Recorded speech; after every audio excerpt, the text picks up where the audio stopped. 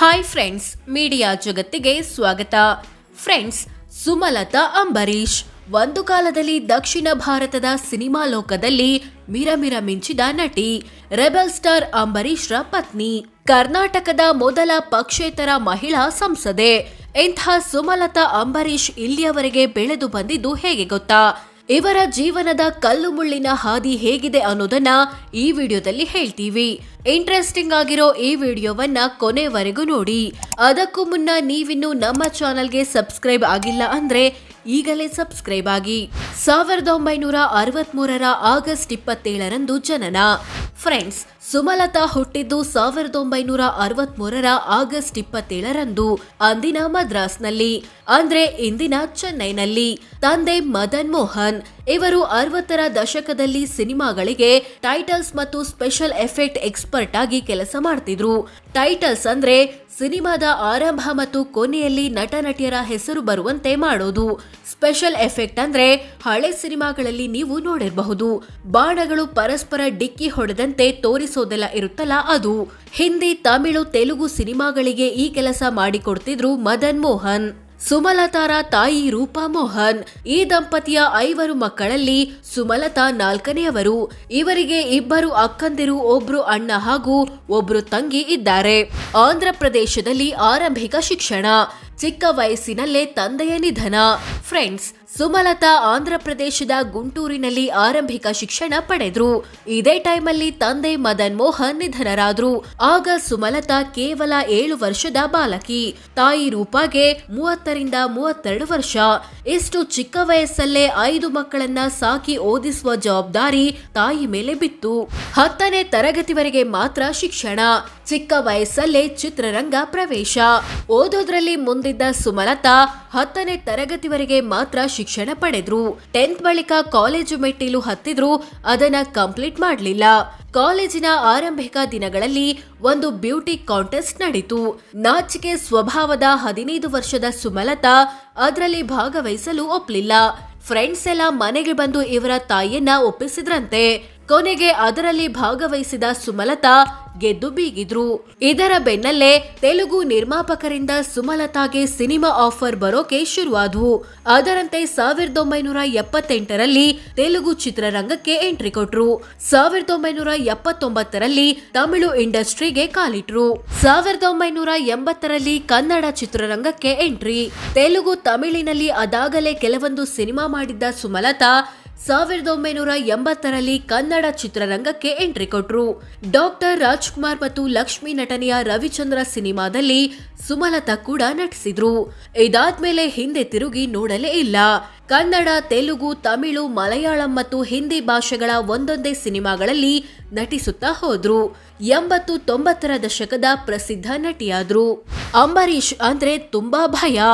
ಅವರ ಜೊತೆಗೇನೆ ಹಲವು ಸಿನಿಮಾ.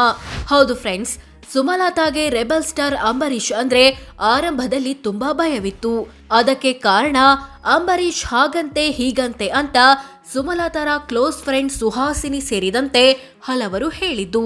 ಆದ್ರೆ ಏನ್ ಮಾಡೋದು, ನಟಿ ಆಗಿದ್ರಿಂದ ಅಂಬರೀಶ್ ಜೊತೆಗೂ ನಟಿಸಬೇಕಾಯ್ತು. 1985ರಲ್ಲಿ ರಿಲೀಸ್ ಆದ ಆಹುತಿ ಚಿತ್ರದಲ್ಲಿ ಇಬ್ಬರು ಒಟ್ಟಿಗೆ ನಟಿಸಿದ್ರು. ಅಂಬರೀಶ್ ರನ್ನ ಮೊದಲ ಸಲ ನೋಡಿದಾಕ್ಷಣ ಸುಮಲತಾ ಇಂಪ್ರೆಸ್ ಆದ್ರು. ಇಬ್ಬರ ನಡುವೆ ಫ್ರೆಂಡ್ಶಿಪ್ ಬೆಳೀತು. ಹಲವು ಸಿನಿಮಾಗಳಲ್ಲಿ ಒಟ್ಟಿಗೆ ನಟಿಸಿ ಹಲವು ಪ್ರಶಸ್ತಿಗಳನ್ನ ಗೆದ್ರು. ಫ್ರೆಂಡ್ಶಿಪ್ ಪ್ರೀತಿಯಾಗಿ ಬದಲು. ಪ್ರೀತಿಗೆ ಡಾಕ್ಟರ್ ವಿಷ್ಣುವರ್ಧನ್ ನೆರವು. ಸಮಯ ಕಳೆದಂತೆ ಸುಮಲತಾ ಮತ್ತು ಅಂಬರೀಶ್ ನಡುವಿನ ಫ್ರೆಂಡ್ಶಿಪ್ ಪ್ರೀತಿಯಾಗಿ ಬದಲಾಯಿತು. ಇವರ ಪ್ರೀತಿಗೆ ಡಾಕ್ಟರ್ ವಿಷ್ಣುವರ್ಧನ್ ಮತ್ತು ಭಾರತಿ ವಿಷ್ಣುವರ್ಧನ್ ದಂಪತಿಯ ನೆರವು ಸಿಕ್ತು. ಅಂದ್ಹಾಗೆ ಆ ಟೈಮಲ್ಲಿ ಸುಮಲತಾ ಮತ್ತು ವಿಷ್ಣುವರ್ಧನ್ ಕೂಡ ಕೆಲವೊಂದು ಸಿನಿಮಾಗಳಲ್ಲಿ ನಟಿಸಿದ್ರು. ಶೂಟಿಂಗ್ ಟೈಮಲ್ಲಿ ಅಂಬರೀಶ್ ಒಳ್ಳೆ ಹುಡುಗ, ನಿನ್ನನ್ನ ಚೆನ್ನಾಗಿ ನೋಡ್ಕೋತಾನೆ ಅಂತೆಲ್ಲ ಸುಮಲತಾ ಬಳಿ ವಿಷ್ಣುವರ್ಧನ್ ಹೇಳ್ತಿದ್ರಂತೆ. ಅಷ್ಟೇ ಯಾಕೆ, ಸುಮಲತಾರ ತಾಯಿ ಬಳಿಯೂ ಅಂಬರೀಶ್ ಬಗ್ಗೆ ಒಳ್ಳೆ ಮಾತುಗಳನ್ನ ಆಡ್ತಿದ್ರಂತೆ ವಿಷ್ಣುದಾದ. ಆದ್ರೆ ಸುಮಲತಾ ತಾಯಿ ಇದಕ್ಕೆಲ್ಲ ಒಪ್ಲಿಲ್ಲ. ಬಳಿಕ ಚೆನ್ನೈನಲ್ಲಿ ನಡೆದ ಪಾರ್ಟಿಯೊಂದಕ್ಕೆ ಹೋಗಿದ್ದ ವಿಷ್ಣುವರ್ಧನ್ ಸುಮಲತಾರ ತಾಯಿಯನ್ನ ಮತ್ತೊಮ್ಮೆ ಭೇಟಿಯಾಗಿ ಅಂಬರೀಶ್ ಸುಮಲತಾರನ್ನ ಮದ್ವೆ ಆಗೇ ಆಗ್ತಾನೆ, ನೀವೇನು ತಲೆ ಕೆಡಿಸಿಕೊಳ್ಬೇಡಿ ಅನ್ನೋ ಭರವಸೆ ಕೊಟ್ಟು ಬಂದ್ರು. ಬಳಿಕ ತಾಯಿ ಕೂಡ ಮದ್ವೆಗೆ ಒಪ್ಕೊಂಡ್ರು. 1991ರಲ್ಲಿ ಸರಳವಾಗಿ ಮನೆಯಲ್ಲೇ ಮದ್ವೆ. ಸುಮಲತಾ ಮತ್ತು ಅಂಬರೀಶ್ 1991ರಲ್ಲಿ ಸರಳವಾಗಿ ಮದ್ವೆಯಾದ್ರು. ಬೆಂಗಳೂರಿನ ಜೆಪಿ ನಗರದ ನಿವಾಸದಲ್ಲಿ ದೇವರ ಫೋಟೋ ಮುಂದೆ ಇಬ್ಬರು ಪರಸ್ಪರ ಹಾರ ಬದಲಾಯಿಸಿಕೊಂಡ್ರು. ಈ ದಂಪತಿಗೆ 1993ರಲ್ಲಿ ಗಂಡು ಮಗುವಿನ ಜನನವಾಯಿತು. ಅವರೇ ನಟ ಅಭಿಷೇಕ್ ಗೌಡ. ಆರಂಭದಲ್ಲಿ ಮಗನಿಗೆ ಮಂಚೇಗೌಡ ಅನ್ನೋ ಹೆಸರಿಡ್ಬೇಕು ಅಂದ್ಕೊಂಡಿದ್ರು ಅಂಬರೀಶ್. ಇದಕ್ಕೆ ಸುಮಲತಾ ಒಪ್ಪಿರ್ಲಿಲ್ಲ. ಮಗನ ಜನನದ ಬಳಿಕ ಆಕ್ಟಿಂಗ್ ನಿಂದ ಸುಮಲತಾ ಸ್ವಲ್ಪ ಅಂತರ ಕಾಯ್ದುಕೊಂಡ್ರು. 2014ರಲ್ಲಿ ಅಂಬಿಗೆ ಆರೋಗ್ಯ ಸಮಸ್ಯೆ. ಅದು 2014ರ ಫೆಬ್ರವರಿ ತಿಂಗಳು. ಸಿದ್ದರಾಮಯ್ಯ ಸರ್ಕಾರದಲ್ಲಿ ವಸತಿ ಸಚಿವರಾಗಿದ್ದ ಅಂಬರೀಶ್ಗೆ ತೀವ್ರ ಆರೋಗ್ಯ ಸಮಸ್ಯೆ ಕಾಣಿಸಿಕೊಳ್ತು. ಚಿಕ್ಕ ವಯಸ್ಸಲ್ಲೇ ತಂದೆಯನ್ನ ಕಳ್ಕೊಂಡಿದ್ದ ಸುಮಲತಾಗೆ ಇದು ತುಂಬಾ ಕಷ್ಟದ ಸಮಯವಾಗಿತ್ತು. ಒಂದ್ ಕಡೆ ಅಭಿಮಾನಿಗಳ ಆತಂಕ, ಮತ್ತೊಂದು ಕಡೆ ಮಾಧ್ಯಮಗಳು. ಹೀಗೆ ಆದ್ರೆ ಅಂಬರೀಷ್ಗೆ ಸರಿಯಾದ ಚಿಕಿತ್ಸೆ ಸಿಗಲ್ಲ ಅಂದುಕೊಂಡ ಸುಮಲತಾ ಪತಿಯನ್ನ ವಿದೇಶಕ್ಕೆ ಕರ್ಕೊಂಡು ಹೋಗಲು ನಿರ್ಧರಿಸಿದ್ರು. ಅಂಬರೀಶ್ರನ್ನ ಏರ್ ಆಂಬ್ಯುಲೆನ್ಸ್ ನಲ್ಲಿ ಸಿಂಗಾಪುರ್ಗೆ ಶಿಫ್ಟ್ ಮಾಡಲಾಯಿತು. ಅಲ್ಲಿಂದ ಗುಣಮುಖರಾಗಿ ವಾಪಸ್ ಬಂದ್ರು ಅಂಬರೀಶ್. 2018ರ ನವೆಂಬರ್ನಲ್ಲಿ ಅಂಬಿ ನಿಧನ. ಕೊನೆ ಕ್ಷಣದಲ್ಲಿ ಜೊತೆಗಿದ್ದ ಸುಮಲತಾ. ಅದು 2018ರ ನವೆಂಬರ್ 24. ಅಂದು ಮಧ್ಯಾಹ್ನ ಮಂಡ್ಯ ಮತ್ತು ಬೆಂಗಳೂರಿನಿಂದ 2 ದೊಡ್ಡ ಕಹಿ ಸುದ್ದಿಗಳು ಕೇಳಿಬಂತು. ಮಂಡ್ಯದಲ್ಲಿ ನಾಲೆಗೆ ಬಸ್ ಬಿದ್ದು 30 ಪ್ರಯಾಣಿಕರು ಜಲ ಸಮಾಧಿಯಾಗಿದ್ರು. ಈ ಸುದ್ದಿಯನ್ನ ಬೆಂಗಳೂರಿನ ತಮ್ಮ ಮನೆಯಲ್ಲಿ ಕುತ್ಕೊಂಡು ಮಂಡ್ಯದ ಗಂಡು ಅಂಬರೀಶ್ ನೋಡ್ತಿದ್ರು. ಕಣ್ಣಲ್ಲಿ ನೀರು ಬರ್ತಿತ್ತು. ಆರೋಗ್ಯ ಸರಿ ಇಲ್ಲ, ಟಿವಿ ನೋಡ್ಬೇಡಿ ಅಂತ ಸುಮಲತಾ ಕೇಳಿಕೊಂಡ್ರು. ಅಂಬರೀಶ್ ಬಿಡ್ಲಿಲ್ಲ. ಊಟನೂ ಮಾಡ್ಲಿಲ್ಲ. ಮಲ್ಕೋತೀನಿ ಅಂತ ಎದ್ದು ಹೋದವರು ಮತ್ತೆ ಬರಲೇ ಇಲ್ಲ. ಅಭಿಮಾನಿಗಳಿಂದ ಭಾರಿ ಒತ್ತಡ. 2019ರಲ್ಲಿ ಎಲೆಕ್ಷನ್ಗೆ ಸ್ಪರ್ಧೆ. ಗಂಡನನ್ನ ಕಳೆದುಕೊಂಡ ದುಃಖದಲ್ಲಿದ್ದ ಸುಮಲತಾ ಅಂಬರೀಶ್ ಥರಾನೇ ರಾಜಕೀಯಕ್ಕೆ ಬರಬೇಕು ಅನ್ನೋ ಕೂಗು ಅಭಿಮಾನಿಗಳಿಂದ ಕೇಳಿಬಂತು. ಆರಂಭದಲ್ಲಿ ಇದಕ್ಕೊಪ್ಪದ ಸುಮಲತಾ ಬಳಿಕ ಜನರ ಒತ್ತಡಕ್ಕೆ ಮಣಿದು 2019ರ ಲೋಕಸಭೆ ಚುನಾವಣೆಗೆ ನಿಲ್ಲಲು ನಿರ್ಧರಿಸಿದ್ರು. ಇದರ ಬೆನ್ನಲ್ಲೇ ಮಂಡ್ಯ ಜನರಿಂದ ಹಿಡಿದು ಸಿನಿಮಾ ಕ್ಷೇತ್ರದವರೆಗೆ ಹಲವರಿಂದ ಬೆಂಬಲ ಸಿಕ್ತು. ನಟರಾದ ದರ್ಶನ್ ಮತ್ತು ಯಶ್ ಜೋಡೆತ್ತುಗಳಂತೆ ಮುಂದೆ ನಿಂತು ಪ್ರಚಾರ ಮಾಡಿದ್ರು. ಮಂಡ್ಯ ಜನ ಕೂಡ 50-100 ಅಂತ ದುಡ್ಡು ಕೊಟ್ಟು ಹಣಕಾಸಿನ ನೆರವು ಮಾಡಿದ್ರು. ಈ ಟೈಮಲ್ಲಿ ತಮ್ಮ ರಾಜಕೀಯ ವಿರೋಧಿಗಳಿಂದ ಏನೇನೋ ಮಾತು ಬೆದರಿಕೆಗಳನ್ನ ಎದುರಿಸಬೇಕಾಯ್ತು ಸುಮಲತಾ. ಅಂದಹಾಗೆ ಈ ಟೈಮಲ್ಲಿ ಕಾಂಗ್ರೆಸ್ ಜೆಡಿಎಸ್ ಮೈತ್ರಿ ಸರ್ಕಾರ ಅಧಿಕಾರದಲ್ಲಿತ್ತು. ಸಿಎಂ ಆಗಿದ್ದ ಕುಮಾರಸ್ವಾಮಿಯ ಪುತ್ರ ನಿಖಿಲ್ ಕುಮಾರಸ್ವಾಮಿ ಜೆಡಿಎಸ್ ಅಭ್ಯರ್ಥಿಯಾಗಿದ್ರು.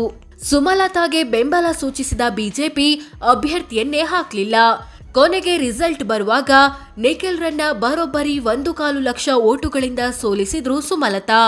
ಈ ಮೂಲಕ ಕರ್ನಾಟಕದ ಮೊದಲ ಪಕ್ಷೇತರ ಮಹಿಳಾ ಎಂಪಿಯಾದ್ರು. ಸುಮಲತಾ ಎಷ್ಟು ಶ್ರೀಮಂತೆ.